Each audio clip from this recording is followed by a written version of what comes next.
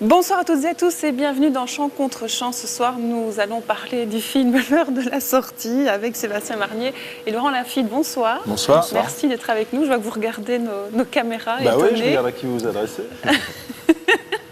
À vous. Là maintenant, je vais m'adresser à vous, si vous le permettez. Bah avec plaisir. Alors, l'heure de la sortie, j'ai envie de dire waouh. Moi, je l'ai vu hier en vision de presse et c'était une grosse claque. Je suis sortie de là, j'ai croisé des collègues journalistes qui m'ont dit « Ça va, Daphné ?» Pas trop. Je sais pas trop. Je sais pas trop. Et j'imagine que c'était bien là votre intention de nous bousculer. Oui, c'est pas une intention de mettre une claque et tout ça juste pour vous donner une petite paire de gifles, mais c'est une intention, voilà, de faire qu'on sorte en se posant des questions et effectivement avec un constat.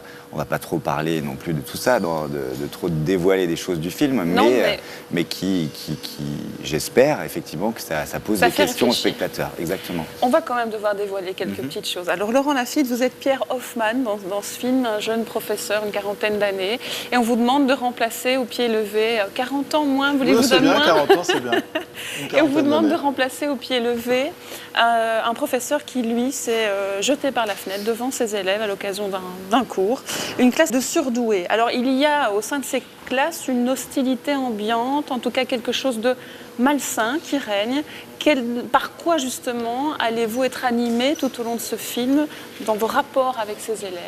Mais ce qu'il y a de délicat dans cette classe, c'est que ce n'est pas une classe de surdoués, c'est que dans cette classe, il y a un groupe d'élèves qui est considéré comme ce qu'on appelle EIP, élèves intellectuellement précoces. Et c'est vrai qu'ils forment une espèce de petite mafia, un petit noyau comme ça, qui n'est pas spécialement apprécié par les autres élèves, comme souvent les premiers de classe. Et c'est vrai que leur arrogance, leur assurance va commencer à distiller une atmosphère assez menaçante pour mon personnage. Et il va s'enclencher ce qui ressemble à une paranoïa. Et en même temps, on n'est pas sûr qu'il n'y ait pas effectivement une menace réelle. Est-ce que ce n'est pas ce groupe d'élèves qui a poussé au suicide le professeur précédent? Est-ce qu'il n'essaie pas de répéter, de mettre en place le même climat avec ce nouveau professeur? On ne sait pas trop, quoi. Voilà, effectivement. On ne sait pas s'il y a des manigances contre vous ou contre quelque chose d'autre qu'on ne comprendra qu'au fur et à mesure du film. Un film qui de plus en plus, au fur et à mesure, finalement, se focalise sur votre obsession. On part d'un film un peu plus choral vers quelque chose qui serait uniquement axé sur votre obsession. Et ça nous insécurise très fort. Quel âge est-ce que vous avez ? J'ai 40 ans. Mais du coup, pourquoi est-ce que vous êtes encore suppléant ? Je vous demanderai d'être particulièrement attentif à leur cas. Regarde ce qu'ils ont répondu à la question 8. Quel métier voudriez-vous exercer ? Manutentionnaire, hôtesse de caisse, femme de chambre, professeur suppléant. Tiens, ça c'est pour toi, c'est dans ta gueule. Allô ? Allô ? Ces élèves, pour schématiser, représentent un peu, si vous voulez, les adolescents d'aujourd'hui, ce mur qu'il y a entre les générations, c'est un peu ça ?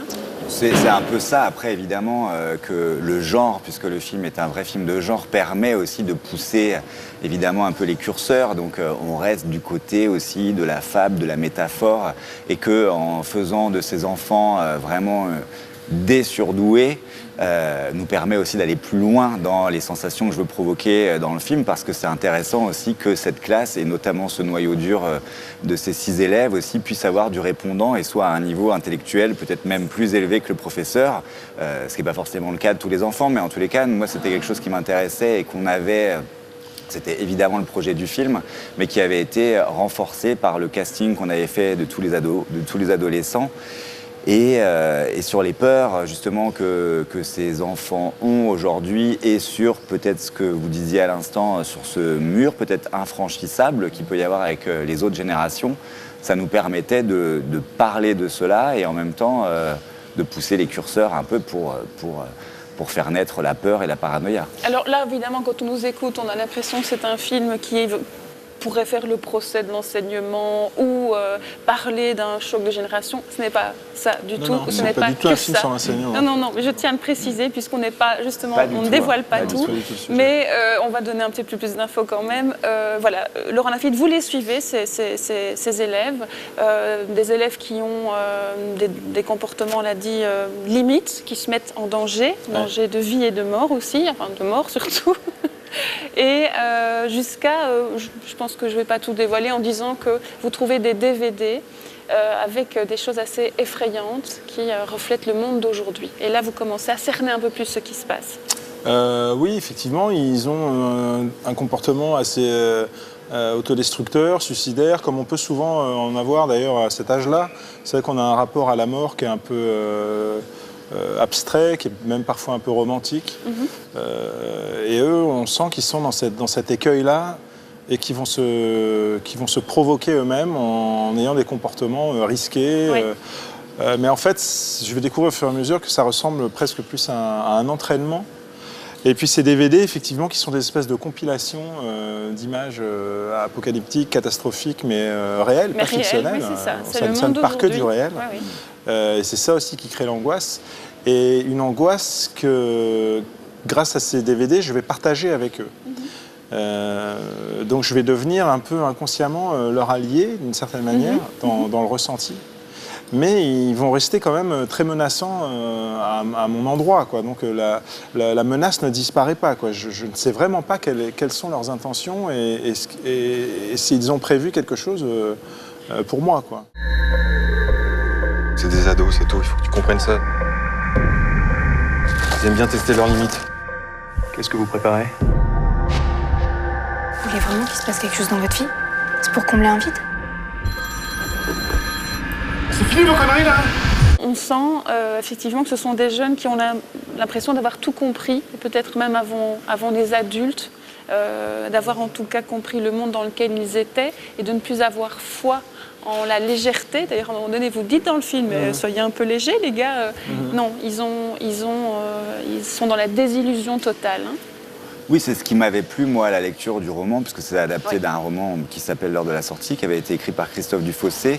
Et c'était ça qui était le plus impressionnant dans le livre et ce qui m'avait donné envie dans un premier temps, avant de passer vraiment au travail sur le script et tout ça, mais en termes de mise en scène aussi, comment on pouvait mettre en scène des enfants qui, dans le livre, ont un excès de lucidité, justement, sur ce monde-là. Donc aussi bien de filmer ce mur, comme on disait tout à l'heure, mais aussi ce mystère adolescent, en fait, comment nous, on est tous passés par l'adolescence et comment on sait taire et cacher des choses à nos proches, à nos parents. Mais c'est vrai que là, ce sont des enfants qui sont évidemment plus lucides, c'est ce que découvre le personnage qu'interprète Laurent, plus lucides sur le monde, avec quelque chose qui a à voir avec le nihilisme aussi, évidemment. Mais on se rend compte, comme disait Laurent à l'instant, c'est que les ados, on est tous passés par là et que le rapport à la mort, au rapport tester nos limites et tout ça, c'est ce que lui répètent sans cesse ses collègues, par exemple, à qui il essaye de parler. Lui, il a l'impression qu'il se passe des choses dangereuses et ses collègues n'ont de cesse de lui répéter que, voilà, ou son meilleur ami, voilà, on est tous passés par là, il y a quelque chose de romantique là-dedans et tout ça, mais lui, c'est le seul qui veut en savoir plus parce qu'il pressent vraiment quelque chose. Est-ce que c'est de l'ordre du déni? C'est ça. On ne veut pas voir, nous, adultes, ce qui se passe aujourd'hui. Finalement, on lègue à nos enfants un monde comme celui qu'ils voient dans ce DVD. Hein. C'est le monde d'aujourd'hui. Et il y a quelque chose aussi qui fait qu'on n'a pas envie de le voir, qu'on va droit dans le mur. Je suis pas sûr que ça soit du déni, en fait. C'est-à-dire que, après, moi, c'est ce que raconte le film quand même derrière, j'espère, le suspense implacable et tout ça, quoi. Mais c'est effectivement qu'est-ce qu'on laisse comme monde à nos enfants. C'est ça dont parle le film. Après, je suis pas sûr. Nous, on est aussi évidemment de la génération des adultes qu'on met en scène dans le film. Et je suis pas sûr que ce soit un déni, c'est-à-dire qu'on le sait, en fait, mais on le sait et donc du coup, on a envie aussi de faire que nos vies soient quand même agréables, en fait, quoi. C'est-à-dire Mais c'est vrai qu'ils n'ont pas le même. Quand on n'a pas le même regard. Enfin, je pense que les adolescents de maintenant n'ont n'ont pas le même regard sur certains problèmes qui ont été mis en place par notre génération Tout ou à la fait. précédente. Comme nous, on a un regard sur la Seconde Guerre mondiale, par exemple, qui ne va pas du tout être le même que ceux qui l'auront vécu. C'est un regard en même temps plus détaché, parfois trop détaché, et en même temps parfois plus objectif sur l'absurdité. Un conflit armé, quand on l'a traversé, quand on en a payé le prix, c'est difficile de trouver ça absurde. Alors que quand ça appartient à une génération précédente, on peut, avec le recul, trouver ça absurde. Là, j'ai l'impression que c'est un peu pareil, comme ils sont plus objectifs sur la situation du monde, parce que c'est une situation dont ils ne sont pas responsables et qu'on leur a laissé, nous, en héritage. Exactement. Donc ils ont un regard un peu plus objectif. En tout cas, c'est un film... Ça vous dérange si je dis que c'est un film politique, engagé? Ça ne nous dérange pas du tout, au très contraire. sincèrement, c'est... Moi, j'ai envie de faire un film qui soit à la fois plaisant aussi parce qu'il y a du suspense, parce qu'il y a des rebondissements et qu'on fait une enquête Mais on est aussi comme avec ça, ce hein. personnage. Moi, j'étais comme ça sur Mais mon le film siège. de genre n'a d'intérêt justement que s'il permet aussi de regarder le monde et de délivrer. Je n'ai pas de message politique, en tous les cas ma vision du monde, et je pense effectivement que le film est politique parce qu'il raconte une chose, sans en dévoiler trop, mais justement sur le regard qu'ont ces mômes sur le monde d'aujourd'hui de manière si frontale. C'est-à-dire qu'on sait tous qu'il y a plusieurs catastrophes qui nous pendonnaient, que ce soit l'écologie ou des conflits et tout ça. Et moi, ce dont j'avais envie de parler dans ce film, c'est aussi comment les personnages et les différentes générations vont être ensemble. C'est ça. Vous voulez pas voir la vérité en face.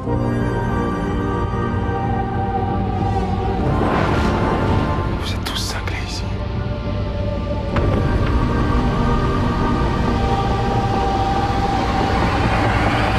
C'est un film, on ne peut pas le résumer non plus en disant que c'est un film noir, parce qu'à la fin, il y a quand même une certaine conclusion qui nous fait dire que le vivre ensemble peut être une solution.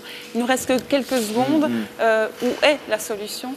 Pour clôturer, en tout cas, c'est un film extrêmement racé, un film extrêmement prenant, un vrai thriller, j'ai envie de dire, comme il y en a peu dans le cinéma français, francophone, il me semble. Et moi, c'est en tout cas... si ça a de l'importance, mon film coup de cœur du festival. Okay. Merci en tout cas d'être ça a de venu l'importance. C'est un important, ce ça soir. fait très plaisir. Merci beaucoup. Merci. Merci à vous de nous avoir suivis. À très bientôt.